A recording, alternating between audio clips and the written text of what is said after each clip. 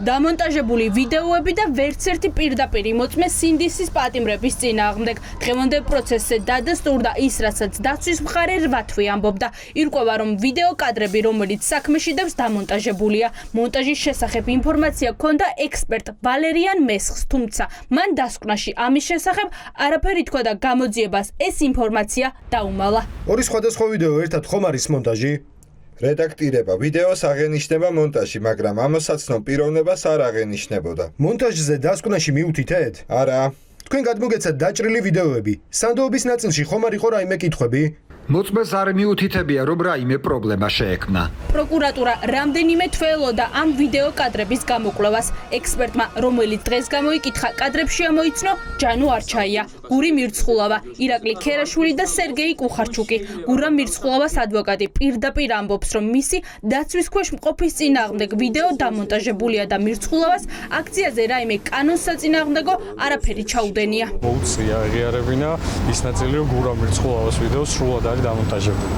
შედგება 3 ერთმანეთისგან დამოუკიდებელი ფრაგმენტისგან და შეუძლებელია იმის დადასტურება საერთოდ რა კავშირი აქვს ამ ფრაგმენტებს ერთმანეთთან. ჯანუ არჩაია შემთხვევაში მან განმარტა, რომ სამ სხვადასხვა ვიდეოზე ამოიცვა ჩაცმულობით, მაშინ როცა ჩაცმულობის აღწერილობა ყველა სხვადასხვა ვიდეოში არის განსხვავებული. უფრო მეტი, ბატონ ჯანუ არჩაიას თუნდაც ჩავთვალოთ, რომ ჯანუ არჩაიანის ადამიანი, ვიზაც განიხილავდა გამოძიება, რომ ჯანუ არჩაია უნდა ყოფილიყო, 3 სხვადასხვა ტანსაცმელი აცვია, მათ შორის ფერით, მათ შორის ტექსტურით, გამოძიებელს ერთ შემთხვევაში აღწერილი აქვს ის, როგორც მწვანე ქურთუკი, ხოლო გაექსპერტს მითითებული აქვს შავ ქურთუქზე. იყო თუ არა ეს ვიდეო ჩანაწერები გაერთიანებული სხვადასხვა კადრები დაადასტურა, რომ კი, რაც მიუთითებს იმაზე, რომ მონტაჟის კვალი აღენიშნებოდა. თუმცა ის როაც სასამართლო პროცესზე თავიდან პროკურატურის დასმულ კითხვაზე, როცა თქვა, რომ დამონტაჟებული არ იყო ეს ვიდეო.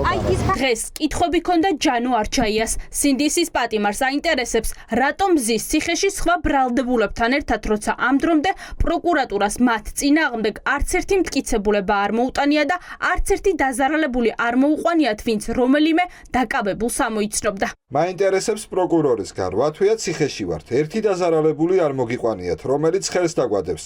ჩემი გაცინება არ მოგეწონა თუ რატომ არის რომ 8 თვეა ციხეში ვარ. თქვენ თუ ცოცხალი დარჩით, მოდი აქ. ეს ფრაზა საპროტესტო აქციიდან სპეცრაზმელს ეკუთვნის, რომელიც პარლამენტთან სინდისის პატიმარს ანდრო ჭიჭინაძეს ემუქრება.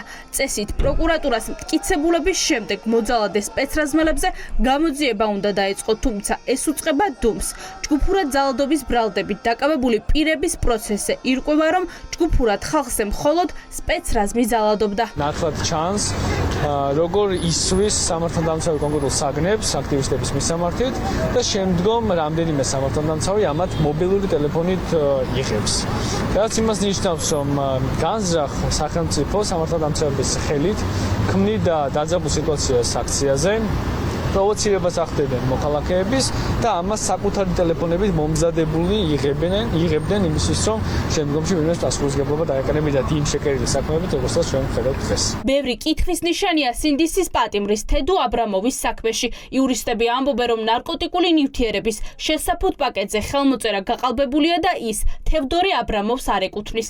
ეს ინფორმაცია მიაწოდეს პროკურატურასაც, თუმცა მტკიცებულებების გამოკვლევა ისე დასრულდა, რომ ამ საკითხით არავინ დაინტერესებულა. თედო ამბობს, რომ ის ხელმოწერა არ არის ვიზუალურადაც, ვინაიდან არაერთი დოკუმენტი აქვს თედოს ჩვენ გამოკითხვის ოქმით შევადგინეთ მასთან, არაერთი დოკუმენტი აქვს ხელი მოწერილი და ვიზუალურადაც ვიცით როგორ აწეს, ვიზუალურადაც რომ დახედოთ, მიხვდებით, რომ არ არის მისი ხელის მოწერა, რაც რა თქმა უნდა ექსპერტიზამ უნდა დაადგინოს. ეს გახდა მხოლოდ და მხოლოდ ცნობილი ჩვენთვის 11 ივლისს. არ გვაქვს იმედი, რომ ეხლა პროკურატურა ამასთან დაკავშირებით რამე ქმედით ნაბიჯს გადადგამს. სინდისის პატიმრები პირდაპირ ამბობენ, რომ ამ დრომდე პროკურატურას მათ წინააღმდეგ ერთი დაზარალებულიც კი არ წარმოუდგენია.